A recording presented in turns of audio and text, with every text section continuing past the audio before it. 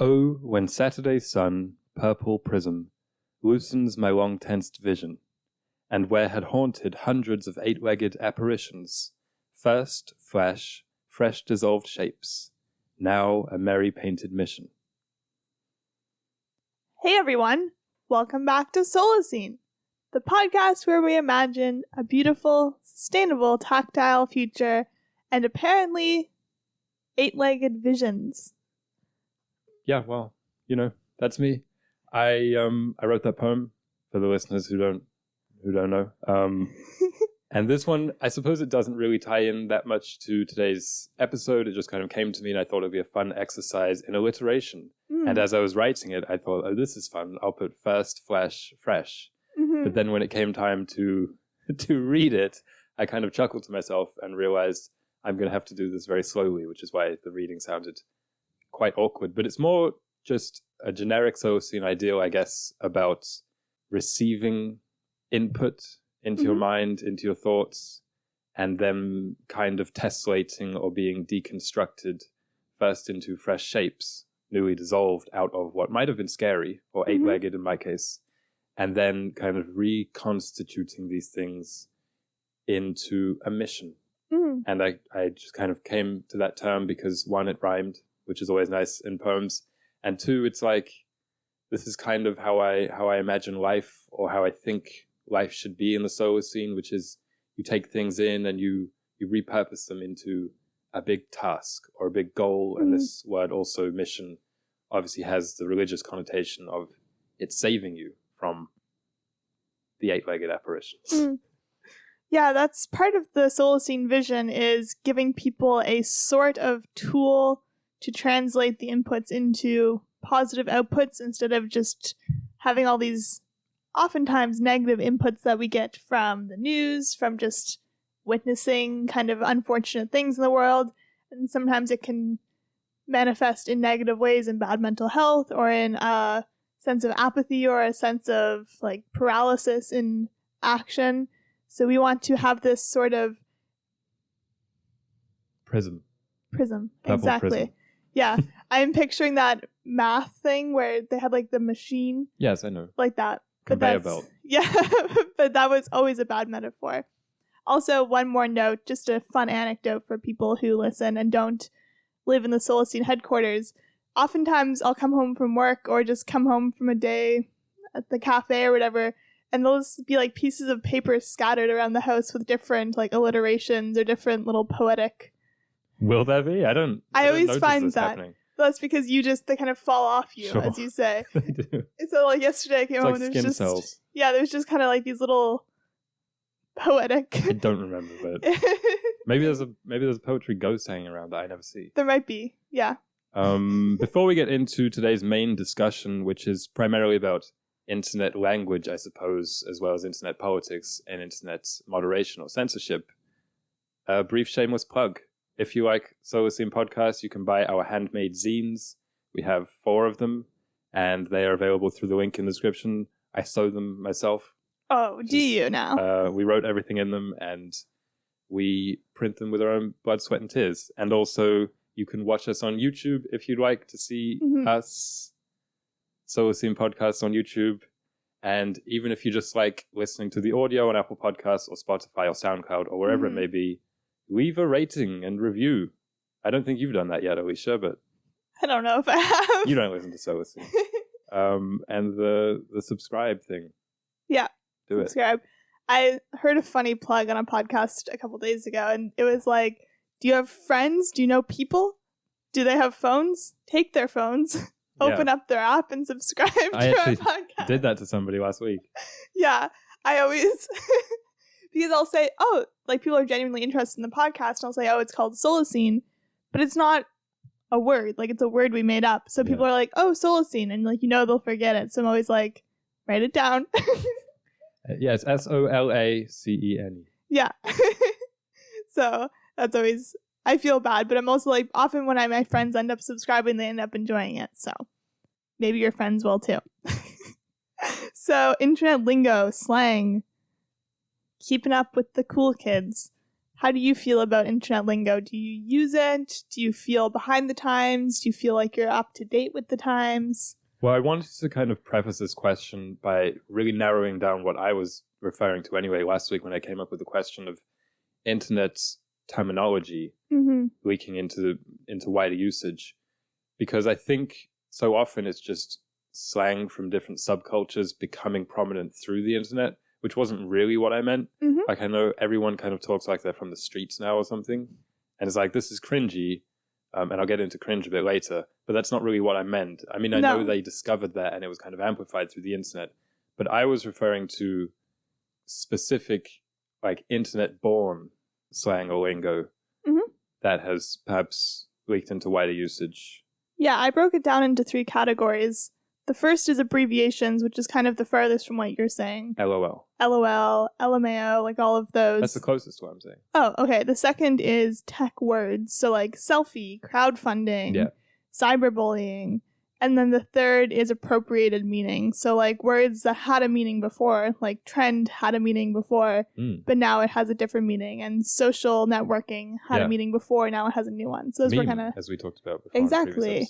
So those were the 3 categories I broke it into. Those are quite appropriate. I think I had 3 also, just different examples that perhaps kind of align with those also. But just sort of as a side note, cyberbullying.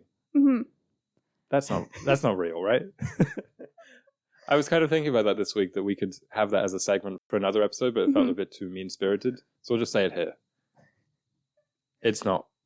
Aaron. Significant. I think it has a huge influence on people. Yeah. Because they're addicted to the internet and think it's real. Yeah. So in the Solacene, people will know that the internet isn't real. But right now, it really is quite real to people, and therefore it is, I think, real. But we differ on this. So, abbreviations. LOL. So you don't want to air the grievances. OMG, IKR. Are there any others that you use? I use OMW on my way, but I don't use that in real life. I really like... Oh yeah, that's another good point. Who uses these in real life? Nobody. I don't know. But I guess the question is, does our usage of them in text and on the internet somehow affect how we are in real life? Yeah, I think that's more realistic because people don't even say LOL anymore. No. Like, I feel like in 2010 to 2015, it was kind of people say LOL, LOLs, like all these different abbreviations when speaking. But how it influences our actual speech and long form writing, I think, is that when you're texting, because we text every day, even if it's a comment or like to another person, you use abbreviations, and more importantly, I think you use emojis, which enable you to not fully articulate yourself. Like, you can just kind of put an emoji at the end as a sort of punctuation / like tone setter, and you then don't have to choose super specific words to actually convey your tone or convey what you're trying to say. You can just put like a fire emoji and it means, whoa, that's so sweet. And then when we try and speak to another human, it's like we don't have these tools to use. Like, we don't have abbreviations or sayings or emojis. So we kind of end up being inarticulate or like not especially specific when we choose our words. Then often I find when I'm talking to someone, I'll end, you know what I mean, or like, you get it, even if maybe they don't. But it's kind of just like, well, you get the gist sort of thing. Oh, you'll just say that, you mean? Yeah. Yeah, I worry sometimes that we do that too much on the podcast. Yeah. Because we just assume that everybody listening is on our wavelength, or we're on theirs. And I think for the most part, they probably are if they're a long-time listener, but we just kind of go, like that. We're like cars, Speaking of which, I like the acronym IYKYK. If you know, you know. Yeah. I like that too. It just looks cool. Yeah, I always like say it in my head, like yoke or something like that. Like, Do you? I always read abbreviations. Sounded like a bubble. Like noises. Yeah, I'm like, I mean, you know how I am with letters and spelling. So I often, like when I read something online, it's probably not exactly how everyone else does. Yeah, but I think we nailed it there, which is that in the early days of the internet, there was rather maybe I'm not sure how actually real life this was, but even in media or in television or in books marketed for kids, a kind of deliberate push to have people using LOL in real life, or like OMG, girl, like people talking like that. And it's like, that was a fad if it ever even was a thing. Yeah. But the more subtle ways in which internet's grammar, let's call it the grammar of the internet, has as infected spoken word, or as you say, more kind of legitimate written long form things. I think that's really interesting. And that's why I was kind of looking this week a bit more at the form of, say, tweets or Tumblr blogs compared to the exact words. Because I don't know that there actually is that much lingo. I mean, you talked in your 3 categories. There's the acronyms, which we already said people don't really use. There's the just straight up new technology words, which need to exist because there needs to be a word for selfie, tweets, hashtag, whatever it may be. And similarly, the appropriation of words, that just seems like another natural evolution. So regarding the form, I was reading this article in The Guardian, which was called How the Internet is Changing Language as We Know It. And it was talking a lot about the dissolution of punctuation in tweets, especially in certain areas of Twitter, certain parts of Twitter, and also on Tumblr, and how capitalization is an optional thing and it means something different. Yeah. I mean, like the obvious example is like the person who capitalizes every word in a tweet. It's like you would never do that writing, but you read it in a different way, so it means something different. Or, you know, someone who only texts in lowercase. It's like that often signifies a certain type of thing. And of course, when you partner this with emojis or GIFs or whatever it may be, like this, it flavors it in quite a unique way. And I was wondering, and this article was talking about how this is already becoming almost a trope in poetry and more experimental fiction, this kind of dissolved prose, which is also a little bit where I got the poem to start the episode from. I remember reading a few years ago that someone wrote their thesis for some university project all in lowercase with no punctuation or completely experimental use of punctuation. They were arguing, this is my voice, and this is also the voice of a lot of young people because this is how we communicate online. And me, as someone who really loves classic literature and is quite a traditionalist in that regard, initially you balk at it and you're like, this is a gimmick. Or even you could say, this is people who don't know how to write properly. But I think that's a bit of a closed-minded take on it. So what do you think about this? Do you think this is good, bad, the future of writing? Question mark? Yeah, I was reflecting on this quite a bit about like the dissolving of language and how it evolves. Or even like if I text you a question, often I'll exclude the question mark. Yeah. And it is a semi-conscious thing. So yeah, it's quite interesting. Yeah, I don't think it's bad per se. Like at first it was annoying. Like I remember when people first started texting each other, it was just like lazy to leave out things. But then I think there was like a conscious push to use punctuation, like people who chose to use punctuation when texting, like it was a conscious choice. But now I think it's kind of evened out where it's like, it's all conscious, whereas before it was just like a lazy thing. And now it's like, you know what I mean? Like if you don't leave the question mark, it's just like efficiency. And that's what language does. But it's not just efficiency though, is what I'm saying. It adds a certain something to it. Yeah. Like if I say to you, what for dinner? No question mark. Or if we say like all proper punctuation, what would you like to eat for dinner or something like that? You know, it's a big difference. And also on Twitter, which is obviously a more public thing than DMs, I feel it's a way of signaling your own personality, likes and dislikes, politics even. Like you think about who would do one of those keyboard mashes at the end of a sentence, right? You know what I'm talking about? I don't know if that has a specific word. It's like you wouldn't imagine some Republican senator doing that. Yeah. But maybe a Democrat one. Yeah, perhaps. So I think this is fine. Like the artistic choice to just like express yourself through letters how you want. Because I mean, like 300 years ago, probably way less than that. I'm not exactly to the timeline. There were like a handful of literate people. And it's like now everyone's literate. And it's just like inevitable that the language is going to evolve quite quickly, and the internet definitely facilitates that. But I think it would have happened no matter what. And also, I mean, it's hard because we're English speaking, but from an outsider's perspective on the French language, the internet's proliferation of simplified language into the spoken word is making the language more accessible to people who are learning it. What? And like French? French, yeah.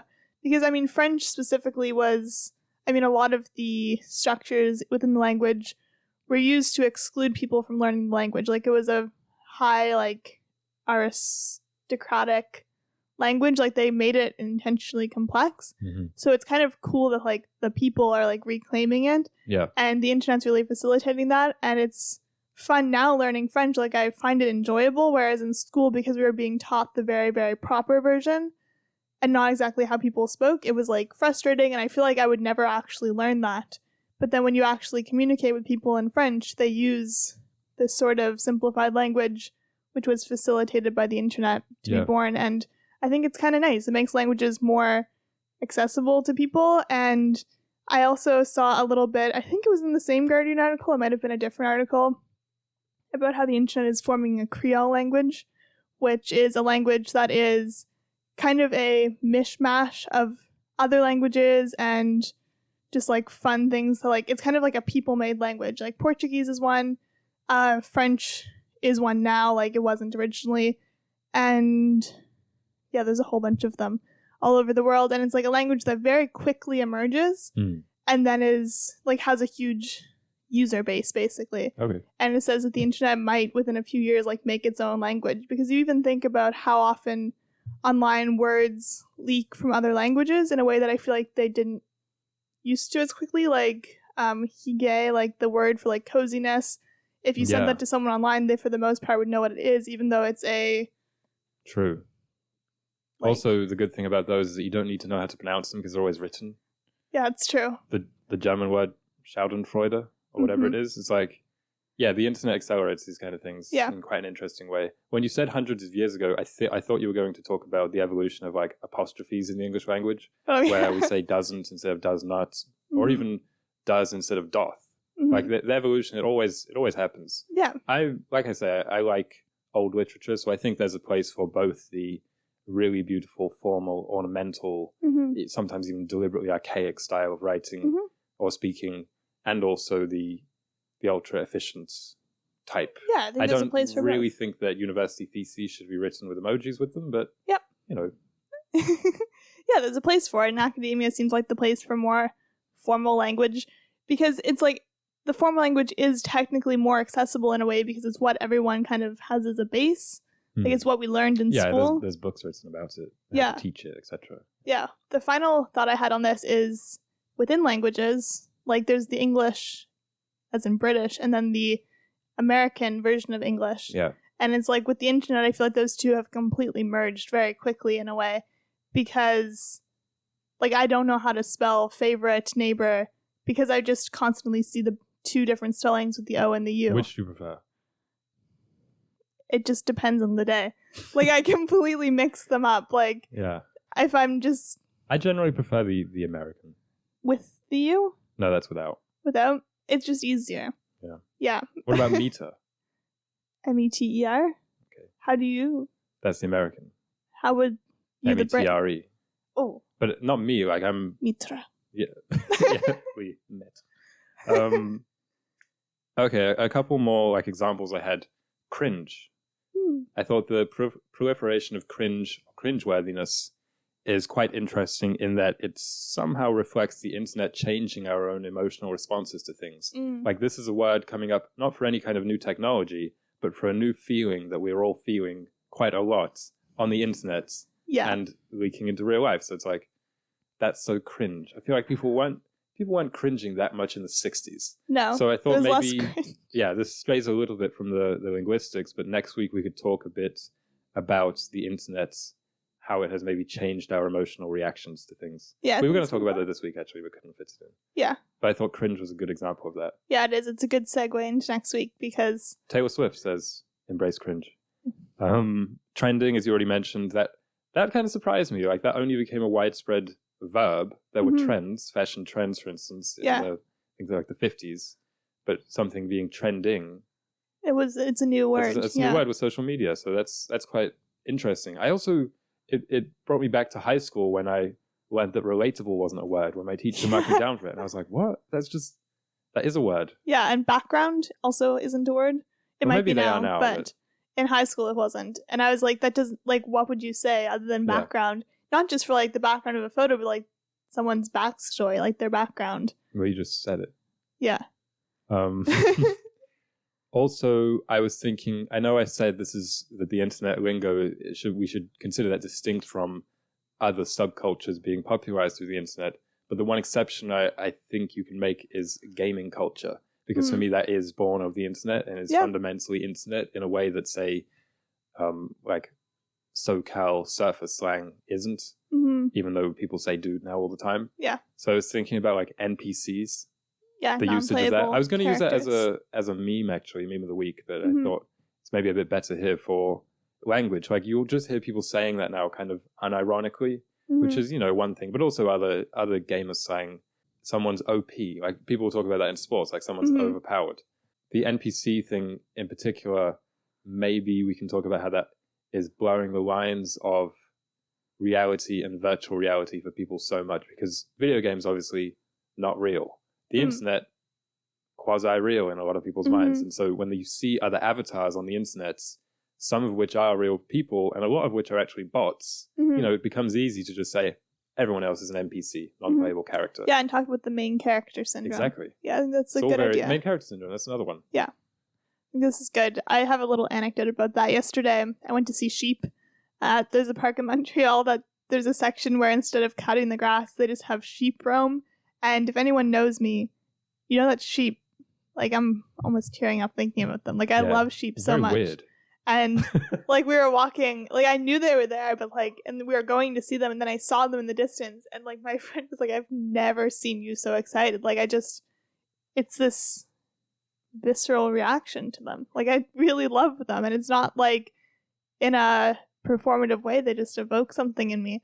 Anyway, we went to see the sheep, and there were these like 4 women like stationed around the edge of the sheep with like sticks, and they were like the biggest NPC energy I've ever seen. Because they would just kind of like react in response to the sheep as they moved. But they were working there. Yeah.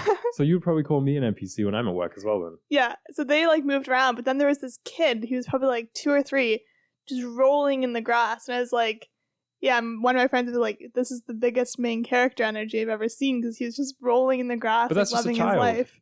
I know. And then these women who were just like being NPCs, and the sheep were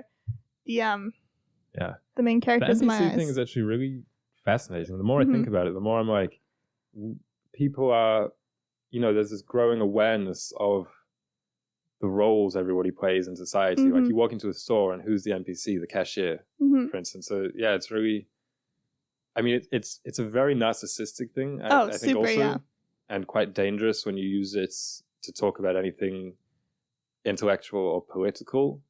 But yeah, super interesting that has become so widespread. Yeah. Speaking of so widespread, the meme of the week is really related to this, and it's the finger hashtags. When people like make hashtags with their fingers. Never seen that. It's not common anymore, but I was reminded of it when thinking about memes in real life, because there was a small era, 2013 to 2014, when people would go hashtag relatable or like hashtag cringe. Do you have to pat them? And for the syllables? Hashtag. You like pat your fingers together and make a hashtag with them. And it was created by Nimrod Kamer. I don't know if that's how you pronounce his name. He's like a comedian.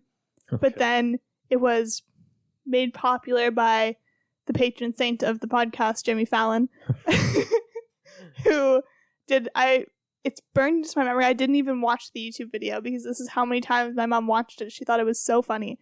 And she's probably listening. I know. She knows it's so funny. And it was like Jimmy Fallon and Jonah Hill, and they were like, I think they were dressed as girls, and they were like pretending to be like teen girls, like having a sleepover. I don't know if you remember this series. No, it was a series that they did. And they were like, yeah, there's like, he's so hashtag cute, and he has such hashtag cute eyes, and like they're pretending to be kind of. Anyway, it was proliferated, and it had a moment, and then I also realized what kind of reminded me of it was, again, my mom. Thanks for listening. But she used it the other day when I was talking to her, and I don't remember what it was. She was just like hashtag relatable or something. And yeah, I say that sometimes as well. Yeah. And I think people like use hashtag but it's kind of just like the boomers and the boomer in all of us Right. that use it. Like, I don't think the cool kids today are actually still using hashtags Except like that. ironically, which is how I use it. Yeah. Like as a joke. So I think people still use it, but it's funny. And I just thought it was a funny meme. And it's like funny that it evolved into a physical action because often just is verbal. Yeah. But like the visual hashtag, which just is trying to tag something in like a web of stuff that is social media. True. We use it like that. And also that it's called a hashtag now, whereas it used to be called pound. Yeah, I don't like pound. No. But then there's the people who are like, we'll tell you the phone number. They're like, that symbol is a pound symbol. And it's like, Right. well, why would you use a word that people don't use? Anyway, that was my meme. I just thought it was funny that it was physical because I couldn't think of any other real physical memes for the most part. I did. One of my memes of the week was physical memes, but they weren't really internet based. It was just like the turkey high five or cracking an egg on someone's scalp. I guess the dab is a physical meme. That's a dance move, though. Yeah. That has become something else. Yeah. A legacy of its own. Mm. So the next question of the day is whether or not the internet is a bad place for political discourse. And my preface to this one is that the internet is a medium, not a platform. So when we're talking about it in the general terms, a good or bad place for X or Y, it's a bit of a fallacy to try and talk about it in so broad a way.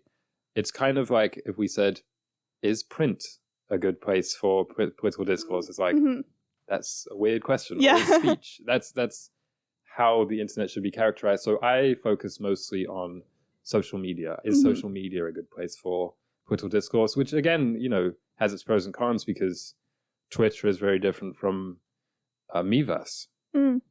So with the really hip, relevant examples. Yeah, but I had the three kind of inherent traits of the internet, which I thought we could discuss from a good or bad, and the only kind of universal traits I could come up with. The internet, has a very low to no barrier of entry, meaning that anybody can use it, but also meaning that, in theory, it's less top-down controlled authoritarian than is, say, television or the publishing industry. So I thought it's kind of a mix in terms of its political effects because that more grassroots transparency should in theory be a good thing, in theory, because I know the internet is actually not so free and organic as we like to think. But also the fact that children can go on and become viral for saying political things, it's like probably not that great. And another thing is that the internet is pretty much always impersonal, similar to print, but even less personal, I would say. It's also not tied to geography, which I think, again, is a mix, because it's like we can have opinions on the politics of Australia. And it's like we don't know anything about Australia, but because of the internet, we can follow it moment to moment. And also that it is instant. So anything that happens is up there immediately. You don't have to wait for the next morning for it to be printed in the newspaper. And I think this is largely just a good thing. Yeah, I think so. There were definitely a few positives, like you just said. Like the transparency is, I think, for the most part, positive. Like it's much harder to pull the wool over people's eyes. Like we've seen that in the last few years, in theory. I mean, increasingly with AI and stuff, it's less easy, but in theory, it's better because you can like see a literal video and be like, that just was incorrect, like how someone behaved. And it's kind of like in football, if a ref makes a mistake, and everyone's just like, we literally have like the video footage, like we know you made a mistake in your call. And it's kind of like that with government and with political actors of like, we just saw you misspeak and like just say something racist or just say something unkind, and it's like you can't exactly hide that and then like brush over it as easily as they could have if it was like reported and be like, no, those reporters were lying or whatever.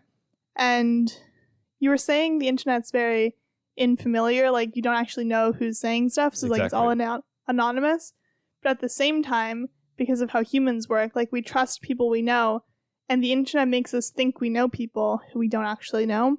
So they can like sell us ideas in a way that is really never before as strong a power. Like, of course, if it's like a TV show that you really liked and you've been watching for seasons, then it decided to kind of incorporate a bit of political messaging, like yeah, that would be the same effect. Like, you kind of feel familiar with these people, and then you'd kind of sympathize with them. Yeah. But because the internet's so much more about faces and about people building brands, it's like you don't even realize how much you're being influenced constantly, because you might have like 5 YouTubers you subscribe to, and they're all different humans. So you're like, these are all, it's a diverse range of Yes.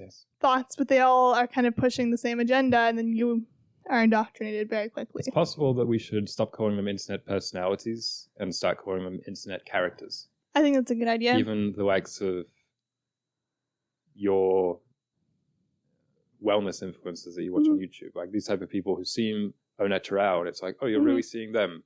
It's still probably beneficial if you just call them characters, because then it's more akin to in season 8 of The Big Bang Theory when Sheldon starts talking about deforestation or something like that. It's like Sheldon is a character, so he's giving you these.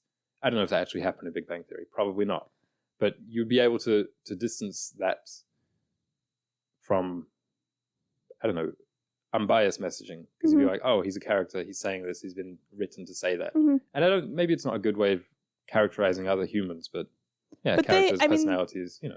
They know that they're presenting a story and that they're presenting a narrative. They don't think they're being fully authentic. Like, they know I'm putting together a 20-minute video from like a month's journey in wherever, and it's like, it's going to be a highlight reel, and they're aware of it. And I think it's fine if we perhaps use this new phrasing of like this character on YouTube, because like if you met them in real life, like obviously you would treat them like a real human. You wouldn't just be like treating them like a character. You'd be like, oh, hi, like I like your videos from but yeah, I think it's an interesting idea. So I think in the Solacene, the plan is it's about designing platforms that maximize those strengths that I mentioned and kind of hide or minimize those faults. Yeah. And so like a couple points, I think that politics in general should have some esteem, and that's a bit of a vague word.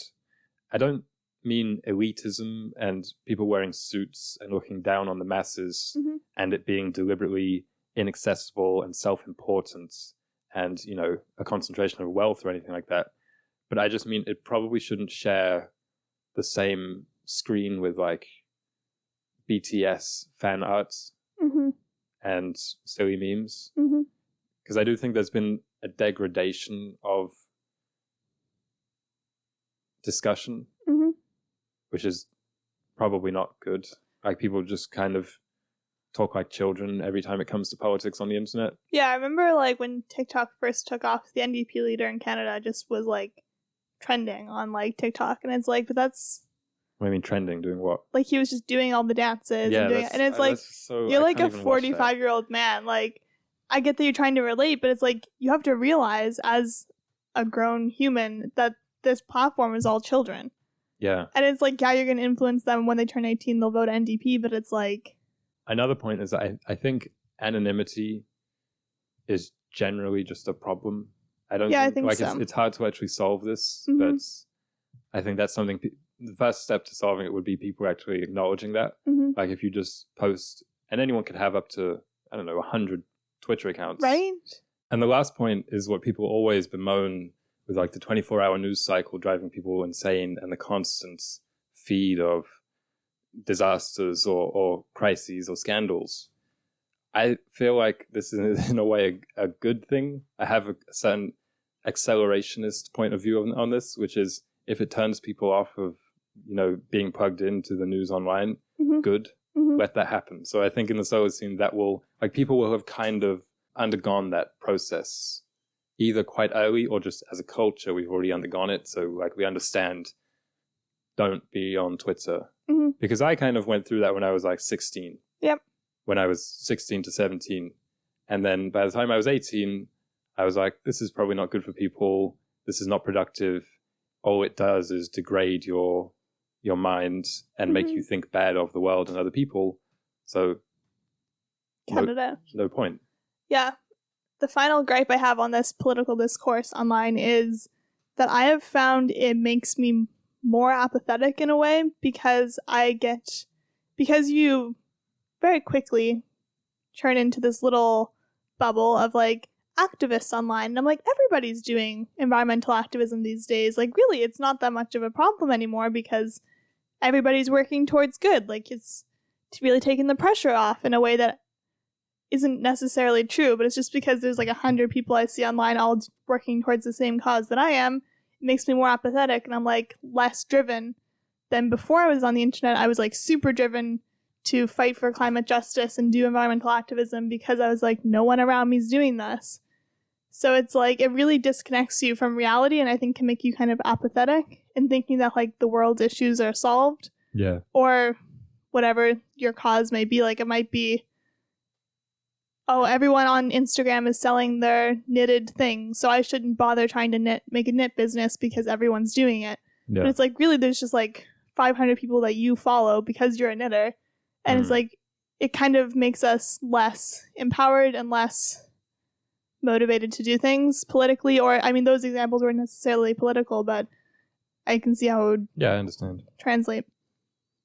Final question for today is about censorship / moderation on the Solacene internets. And I had a few kind of general points on this. The first is that there will always be disputes over what is / isn't acceptable on certain platforms, on any platform actually, and there always have been, especially when such platforms are aiming for global use and global coverage. So, like, for instance, hate speech. There's always going to be disputes about what is or isn't hate speech. They're just always, even in the Solacene, like, because people are people, there's always going to be disputes over that. So, kind of the first point underlying everything else,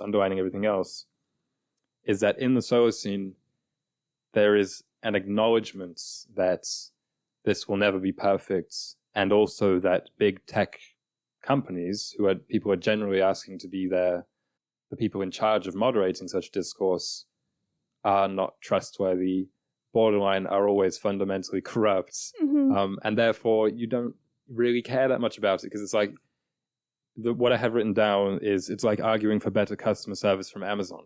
It's like, it's not going to happen. It's innate to the size of the company or the size of the website. So I think, again, this is, I suppose, a kind of accelerationism where it's like, people will take their gripes in the Solacene with this into forming more real life local community groups and more clubs like that. I think that's only a good thing. Yeah. So I don't really understand when people get really upset about, let's say, inconsistency in Facebook's content moderation. It's like, it's Facebook. Yeah. It's not going to be good. Yeah, they just want people to stay on there. So even if something really hateful is going to get people to stay on there, like, they might not take it down right away because it's doing good things for their business model, big capitalism.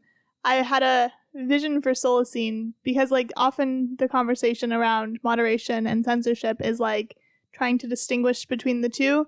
And technically, at least in the United States, like, the First Amendment, which is for free speech, is against government censorship. So it's like, it's fine if a broadcasting channel chooses to not air something, but the censorship is like it not being allowed to be produced in the first place. And it's like, you're free to make your hateful tweet, but like, if it goes against the community guidelines that you agreed to, like, it's going to be taken down, or you can go to the hateful platform and post it over there.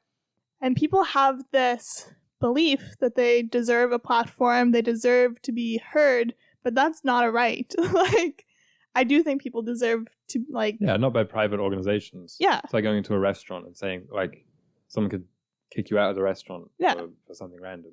Exactly. And it's like, well, you had no right, like, not no right to be there, but it's just like, if you want the millions of people on Twitter to listen to you, you have to follow the Twitter guidelines. And what I was trying to get at is, in the Solacene, discretion will be a big thing, and that people will just be like, have a bit more self-awareness as to not post things that are negative and just kind of harmful. But that's what I'm saying, like, it's completely arbitrary. Yeah. So if they don't think what they're posting is negative or harmful, but Twitter deems it is, they won't really get upset, because they'll just be like, well, that's Twitter. Yeah. It's not a force for good. Yeah. But if I go out and make a club and we start talking about this, then that's something different. Or if I start putting up posters, you know, like real life stuff, that would be nice. Yeah. A little more discretion, a little more real life stuff. A couple other points. I think in general in the Solacene, this is not really internet based, but there'll be less government overreach. 1984 etc., etc. That's all I have written down here. I really don't like when that book's always invoked for everything. It softens it so much. Yeah. And the final point, which is I think probably the most key one with regard to censorship, is that most platforms won't have any children on. Yeah. Be it through the age limits or whatever I have written down, age limits, parenting. So because I know a lot of platforms is like TikTok, don't you have to be 13? Yeah. But nobody is, because all you have to do is lie. I mean, that's what I did when I was like 8 and I had Facebook. Yeah. You can just very easily lie. So I don't know exactly how the platforms enforce this, which is why I have written down parenting. Yeah. Because in the Solacene, everyone will know that no one should be on these platforms until they are age 55. Yeah, exactly. It's only for the boomers to be on Facebook and do their thing. But no, I think that's I didn't even think like no children, but like that makes so much sense. Then at least if you're doing political discourse online, you know it's all people of voting age. Yeah. People who have an education in like what politics are, which will be a big thing in the Solacene. People will like understand politics in a different way. This is kind of going back to the last question, but like what makes democracy work is that like when people vote, we like consent to the fact that like, okay, this is the government in power, but the internet makes so many little subgroups that it's like we never fully consent to the government in power, and it makes it kind of illegitimate. Yeah, because hashtag not my president. Yeah, exactly. So I just think the internet really, really feeds this like bad democracy. Like it is democracy in that we vote, but it's not in that we legitimize it. Because even sometimes you vote for the party that you want to be in power, they win, but you don't really want them. Like, yeah, of course, you would have rathered someone else. Yeah, I think also this is a bit of haven't really thought this through, but something the internet does is makes you aware of the massive size of things. I know people say it shrinks the world, but I think in some ways, let's say in Canada, it really makes you consider how big the country is when there are premiers, which are our province's leaders from across the country, which is really across the continent, who you've never heard of. Mm-hmm.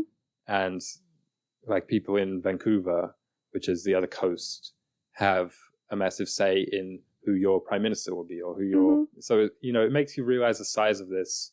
And I think it does this through making you realize the size of the internet. It's like, wow, Twitter's really big. And when you see it and you see all the different parts of Twitter, which is what I referenced earlier, you realize that local things will be nicer. Like you talked about the community guidelines, which you accepted when you joined the site, but no one actually read those. And part of the problem is I think the site's so big that the community guidelines have to be so massive to cover all the bases. Whereas if we had a more kind of local social media, a more geographic based one, maybe you could just be part of the moderation team.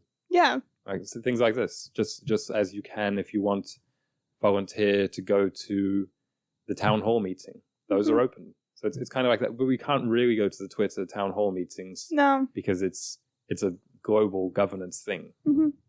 Yeah.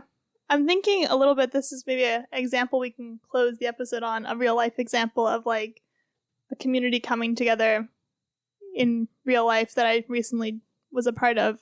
So I joined a knitting circle and I only had like known about it from online. So like I only knew the people who were going to be there from their few Facebook posts of like, I'm going to bring lemonade, I'm going to bring biscuits, I'm going to bring some yarn to share. So it's like, I have like one line snapshots of who these people are going to be. So you create an image in your head, then you show up and it's like, there were only like 10 people, but even within the 10 people, we like organized ourselves kind of by interest, like immediately. Like there was the knitters over here, the crocheters, and the people who were embroidering. And it was like, it's just funny because it's like, these are all things that we think we can do online very well, of like organizing ourselves and sharing interests and building relationships. But it's like, until you get into real life, like you really have no idea what these people are going to be like.